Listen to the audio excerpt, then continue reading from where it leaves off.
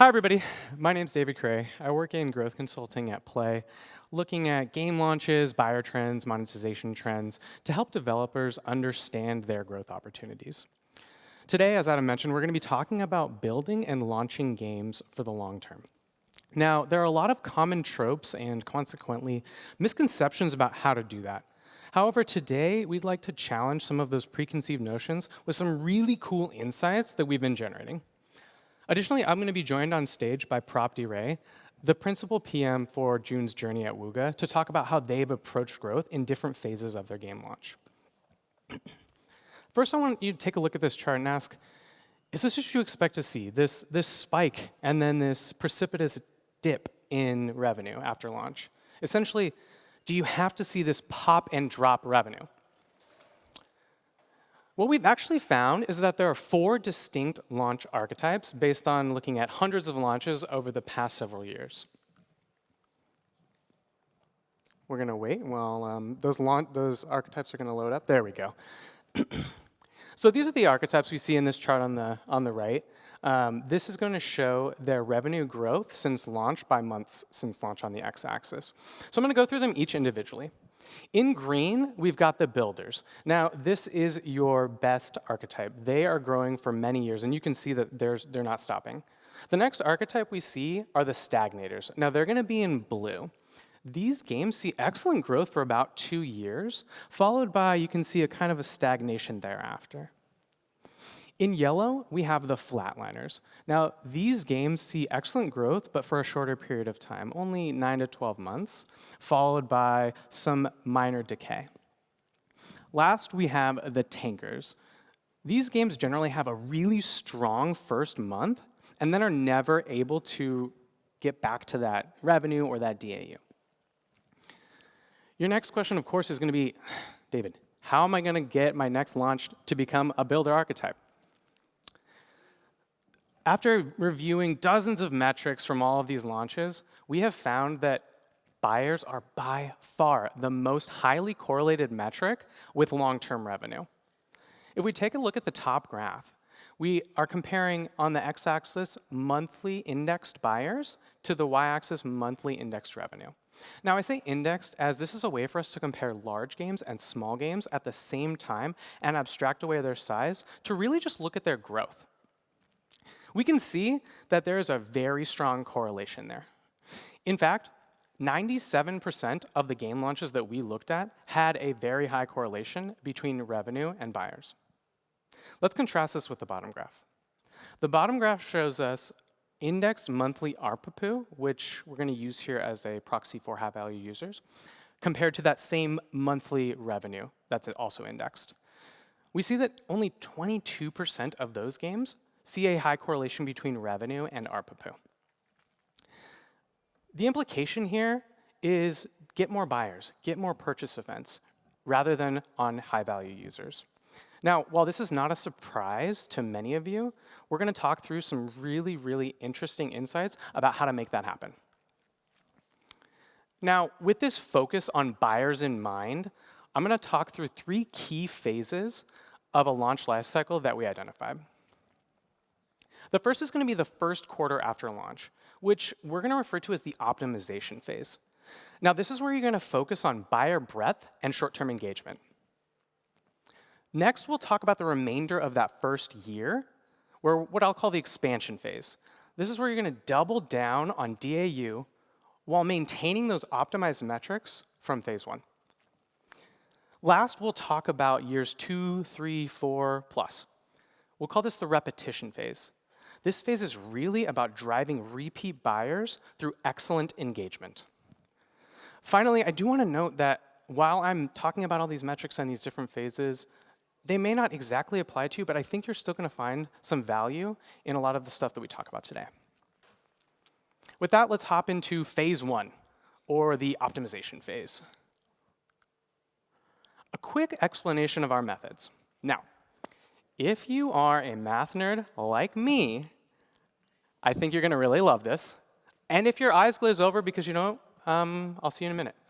So first, let's define the golden cohort, okay? That's the basis for a lot of our insights today. The golden cohort is going to be the set of users acquired at or near launch who are your most committed, most engaged, and generally your most valuable users. We can't necessarily use their data as an indicator for success for our game, as it may be misleading. However, we can compare against them within each game to understand growth or declines in metrics. And that's exactly what we've done. So this is just a very basic example to kind of walk through how we're going to show a lot of our charts today. Let's say that for some hypothetical game, they see $123 in revenue in their first week. And then in week 6, they see $167 of revenue. So this would represent a 36% growth, right? It's just going to be as simple as that. And what we can do is then compare all of the games against each other, regardless of their size. Great, now that we've covered that, let's really hop into phase 1. The first metric that we have found to be really influential is first-time buyer percentage. But it's really about sustaining that first-time buyer percentage throughout this first quarter. Let's walk through this graph. On the y-axis, we've got the percent difference between that week and the golden cohort. And then on the x-axis, we're looking at weeks since launch in that first quarter. What we see is that the builder archetype slows down the least, right? They only lose about 35% of that first-time buyer percentage. We then compare that to the stagnators and the flatliners in blue and yellow, respectively, where they're seeing 40 to 60% reduction in that metric. Lastly, we see the tankers have actually differentiated themselves here, but in a really bad way.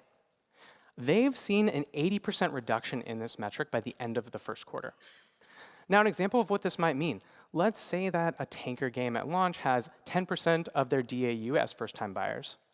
What that would mean is by the end of this first quarter, they're only seeing 2% of their DAU as first-time buyers.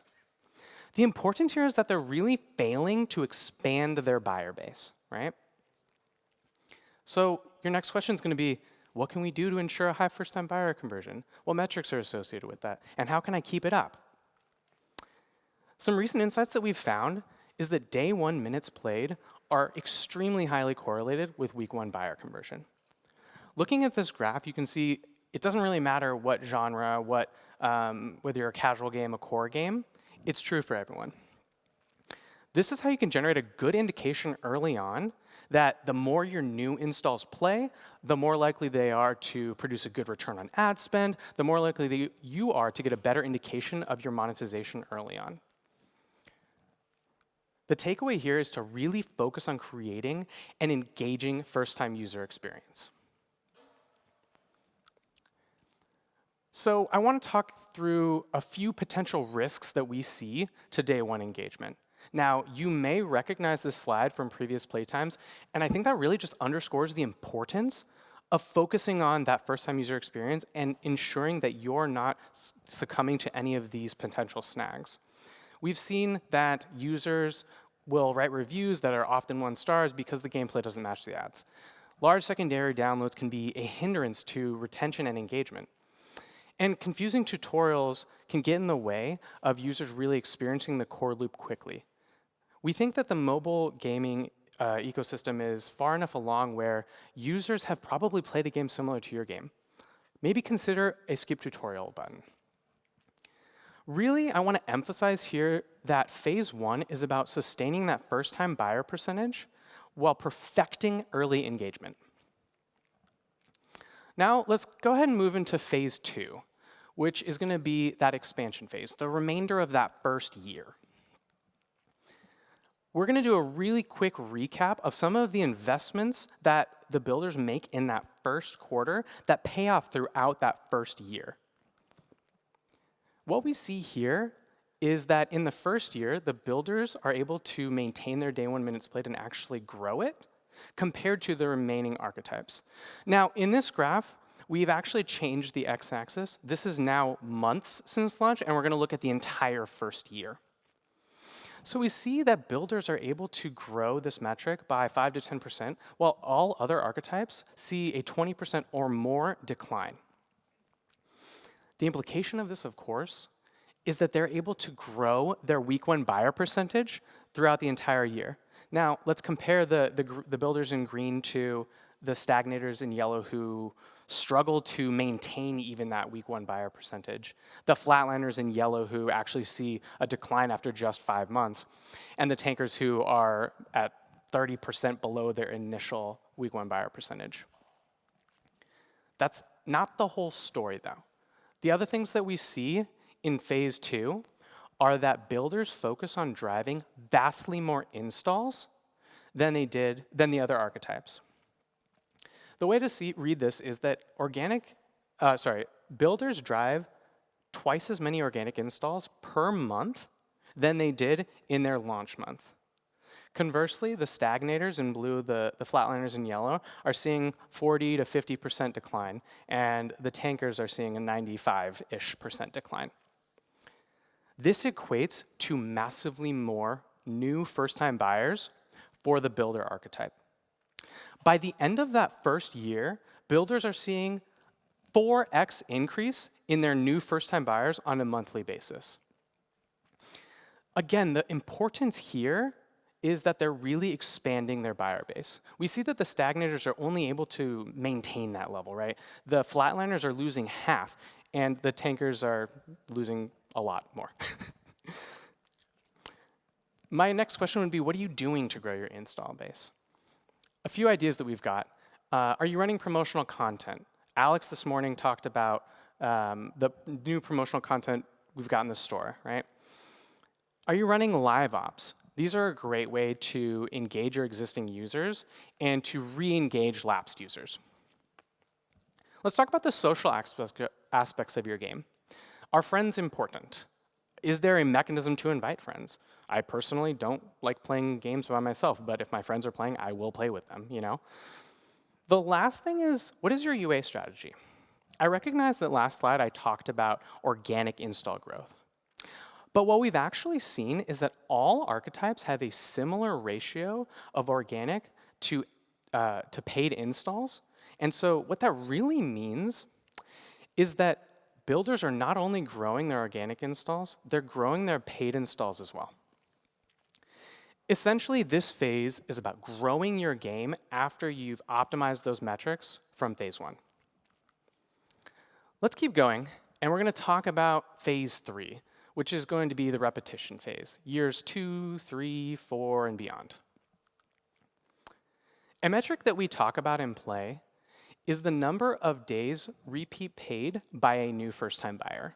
So what that might mean, let's say that I become a first-time buyer in a game. How many days on average am I paying again in the following month? Now this chart, you'll see on the x-axis, we've expanded this to include quarters, and it's going to actually be 5 years as opposed to 1 year. What we see from the builders, again in green, is that they're able to see a 30 to 45% increase in this metric, and they sustain it for 5 years. Conversely, we see that the stagnators are only able to see modest growth early on and then kind of peter off at the end. Flatliners are only able to maintain for a couple of years and then see declines in this metric. And tankers, we see that they're closer to minus 20% by the end of that 5 years. As this is a somewhat complicated metric, but also extremely important, I do want to walk through a hypothetical example to really drive home the importance. Let's say that a hypothetical builder game in their launch quarter sees that a new first-time buyer is going to come back on for 3 days in that following month. This would mean that once they hit that peak right there, those new first-time buyers are going to come back for 4 days, an entire extra day per first-time buyer. Then you're going to be like, okay, that's pretty good. But remember what I talked about in phase 2? The builders are seeing 4 times as many new first-time buyers on a monthly basis. When you combine those two things, they really, really compound on each other. Now, this is actually caused by a couple of things. The first is that builders are able to improve their repeat buyer percentage of new first-time buyers. What this metric measures is literally for a first-time buyer, did they repeat purchase in the month after they first purchased? What we see is that the builders are able to grow this metric by 10 to 15%, whereas every other archetype, we see that they are unable to even sustain this metric. Additionally, builders are able to drive more repeat purchases per repeat buyer as well. Your next question is going to be like, great, yeah, David, I know you want me to get buyers to come back, but how can we influence that? How can we get the first-time buyers to come back often? What we've seen is that first-time buyers who play more days in the following week than they played in the week before they purchased are 1.5 to 2 times as likely to repeat purchase in that week. The takeaway here, obviously, is to keep buyers coming back every day after they buy. Help the users appreciate the value of what they've just purchased. Now, how are you going to do this? There are plenty of ideas, and you all know your games a lot better than I do. But here are a few things that I personally enjoy, and I think that could be some good ideas for you. The first is, why don't you create a SKU that encourages buyers to return every day? Maybe instead of offering 2,000 gems for 20 bucks, offer for 10 bucks. Give them 500 at the time of purchase, and then 50 every day thereafter for 30 days. What you're doing is you're pricing in time spent in your game. And you're basically ensuring those users are going to come back for the next 30 days. Good likelihood that they repeat purchase, right? Another couple of ideas, and as Robbie and Daniel just mentioned, are battle passes, and specifically tiered battle passes. Right? Maybe you can offer a free tier, a gold tier, a platinum tier, whatever it may be. Battle passes encourage payers to return every day to unlock their content, or unlock their currency or their consumables.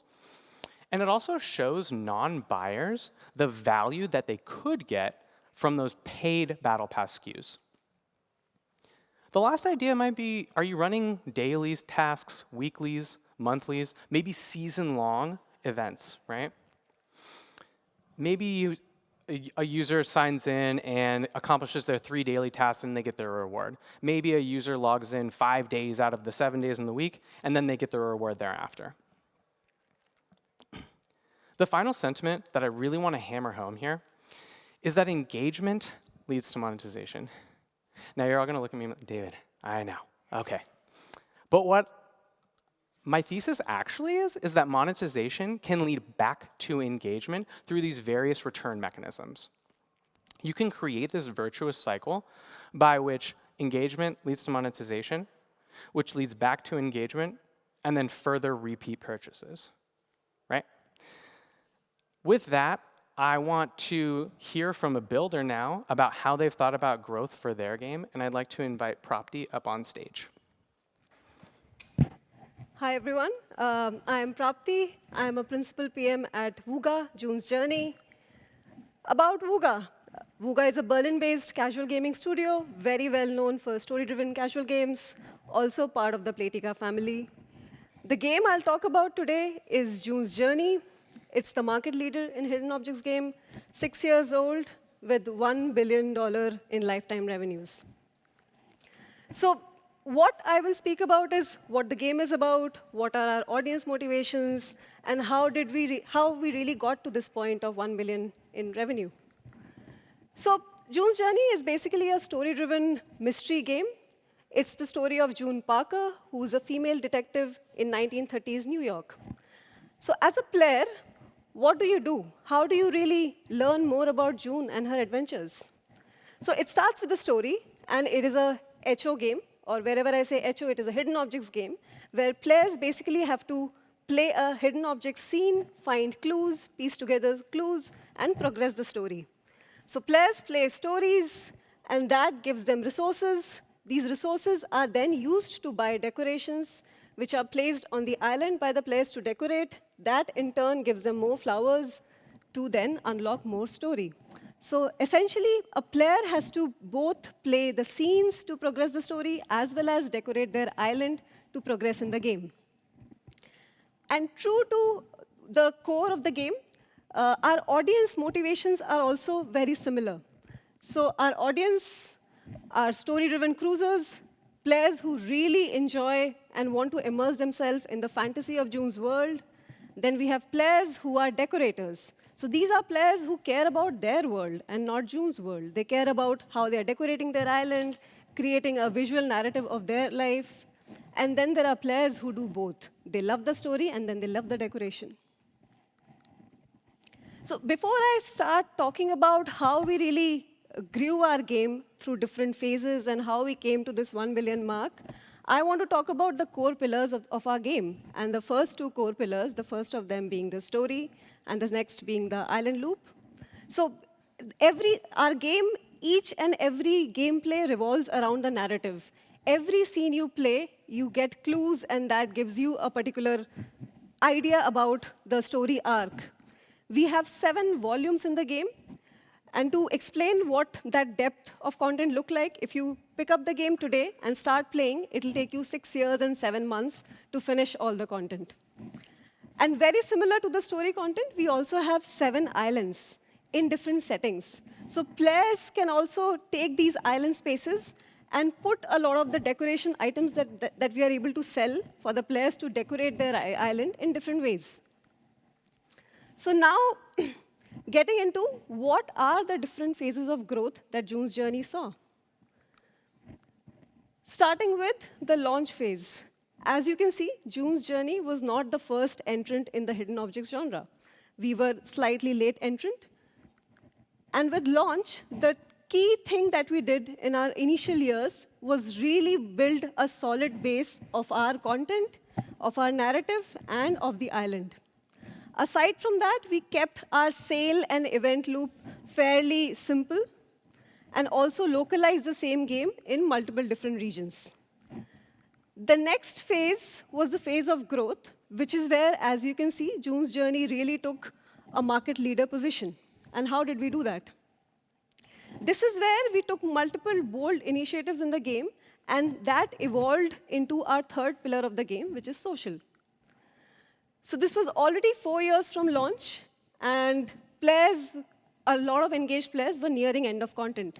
This is where social came in, and it acted as a strong glue for players who were already finishing up the story. And social wasn't built in a day. Social was built very slowly with micro steps. We started off with very simple visiting your friend's island mechanic. Then we expanded to just simple exchange of currencies. Then we got into simple competitions, leagues, and other social meta. Besides that, we also continued what worked earlier for us. We continued more content and island investments. We localized for new emerging markets. We also became better with different varieties of sales that we were running. But one interesting thing that happened at this stage was we saw previously that we had players whose motivations in the game was knowing about the story, then players who cared about decoration, players who did both. With the introduction of the social layer, we now see more audience needs evolving. Especially, we see players who were team players and who played because of their team. We saw competitive players who were now solely playing the competitive meta, solely playing the social meta, and not really engaging in core. And finally, the years now, basically the last 3 years up until now, where we are really holding on to the growth and then planning to grow even further. This is where we have doubled down on our focus on live operations. What I mean with live operations is running a lot of time-limited events, growing a lot in the meta space, catering to both the individual needs of a player as well as the social needs. For example, one of the features that we launched was collections, which was a major, major hit. Then we have also become a very, very sophisticated in the sale mechanics that we are running, plus a lot of price optimizations that we have been doing in the last 3 or so years. Besides that, we've also focused a lot on meta innovation. So as you've seen, that June's Journey is a story, is a linear story where you could be in volume 1, I could be in volume 6 at different parts of the story.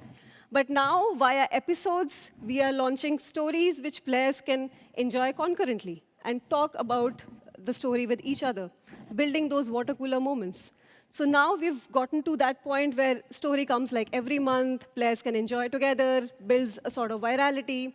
We've also gone deeper into the social needs of the player, where social is not just competitions and leagues and wars, but it is also collaborative and community-driven, and players do things together. So that was all about June's Journey. Now I would like to invite David back over on the stage, and let's do a quick recap of how different stages of launch could look like for your game.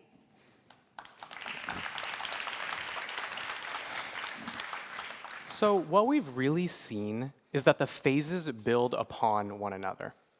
In phase one, I spoke about optimizing your first-time user experience, your day one minutes played, and your first-time buyer percentage. For June's journey, our phase one was a little extended, as you see, and we really focused a lot on building the depth of our content. So not so much D1. For us, the driver of growth was long-term retention, where our game is much better than the competition.